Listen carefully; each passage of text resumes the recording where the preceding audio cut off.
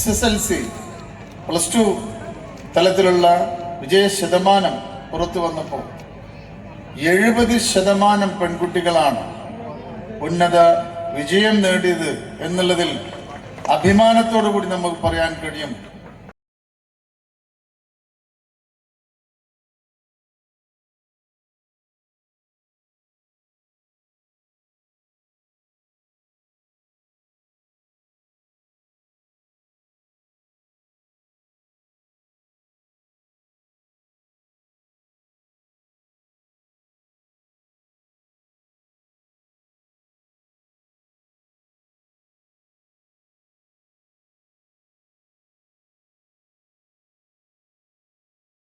സ്കൂളിൽ വിദ്യാഭ്യാസം കിട്ടുകയും അധ്യാപകരും അങ്ങനെ വിദ്യാർത്ഥി സമൂഹത്തിന്റെ ഭാഗമായിട്ടാണ് ഉണ്ടായിരുന്നത്.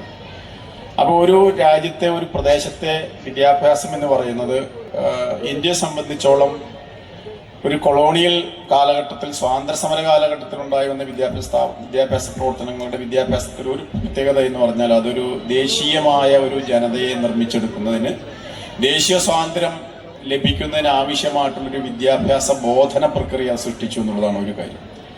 രണ്ടാമത്തേത് സമൂഹത്തിൽ നിലനിന്നിരുന്ന അടിച്ചമർത്തൽ രൂപങ്ങൾ, ചൂഷണക്രമങ്ങൾ, സാമൂഹ്യമായ പിന്നോക്കാവസ്ഥ, സാമൂഹ്യമായ അനീതി, സ്ത്രീ വിദ്യാഭ്യാസം, പൊതുവെ സമൂഹത്തിൽ കീഴാളരെന്ന് കരുതിയിരുന്ന മനുഷ്യർക്കും കൂടി വിദ്യാഭ്യാസം കിട്ടുന്ന തരത്തിൽ വിദ്യാഭ്യാസ പ്രക്രിയയെ തുല്യ രീതിയിലുള്ള ഒരു വിദ്യാഭ്യാസ പ്രക്രിയയെ മാറ്റി തീർക്കുന്ന കാര്യങ്ങളിലൊക്കെയാണ് നമ്മുടെ സമൂഹം മാറി വന്നത്. നമ്മുടെ സമൂഹം ഒരു പരിവർത്തനാത്മകമായ പ്രക്രിയയിലൂടെ മാറി വന്നത്.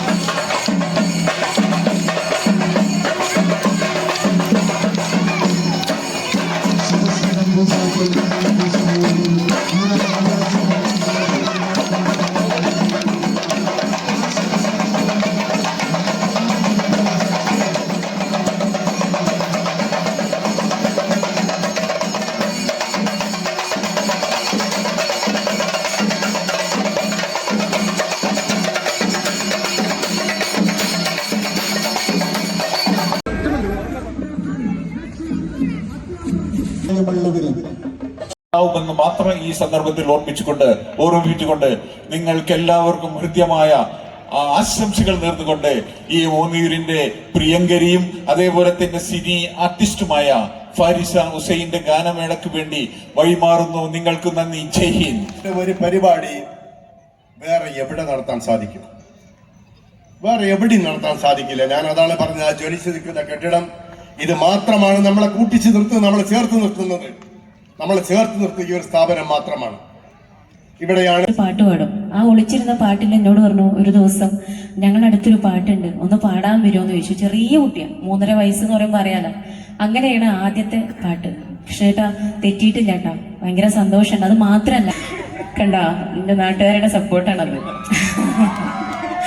അപ്പോ എന്താ പറയാ, അത് അന്നും ഇന്നും ഒരുപോലെ നിലനിൽക്കുന്നുണ്ട്. സ്കൂളിന്റെ അതെന്നല്ല, നാട്ടിലെ എന്ത് പ്രോഗ്രാമുകൾ ഉണ്ടെങ്കിലും ഇവിടുന്ന് ആദ്യം വിളിക്കല് എനിക്കാണെന്നുള്ളതാണ് എൻ്റെ ഒരു അഭിമാനമാണ്. അത് എന്തായാലും ഒരുപാട് സന്തോഷം. എൻ്റെ ഈ വളർച്ചയിലും ഈ തളർച്ചയിലും എല്ലാം എൻ്റെ ഒപ്പം എൻ്റെ നാട്ടുകാർ ജാതി മത ഭേദമന്യേ എല്ലാ രീതിയിലും സാമ്പത്തികമായിട്ടും അല്ലാതെയും എല്ലാ രീതിയിലും സഹായിച്ചിട്ടുള്ള ആളുകളാണ് ഇവിടെ നമുക്കുള്ളത്.